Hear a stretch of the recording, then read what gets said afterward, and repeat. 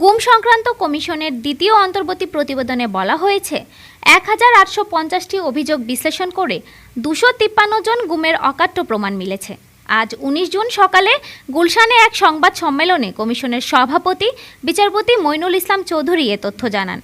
কমিশনের সভাপতি বলেন, ২৫৩ জন মানুষের একটি তথ্যভিত্তিক দলিল তৈরি করা হয়েছে, যেখানে এক দশকেরও বেশি সময় ধরে একে অপরের থেকে বিচ্ছিন্ন থেকেও অত্যন্ত সাদৃশ্যপূর্ণ অভিজ্ঞতার কথা বলেছেন।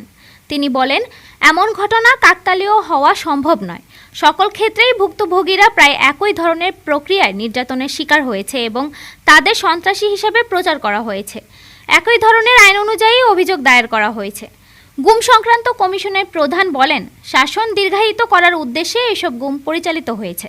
তবে গুমের শিকার ব্যক্তিদের নিরাপত্তার কারণে জড়িতদের নাম প্রকাশ করা হচ্ছে না।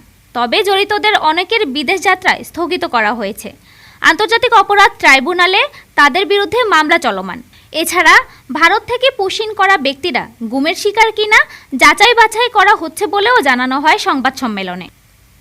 ডেস্ক রিপোর্ট, আজ বার্তা।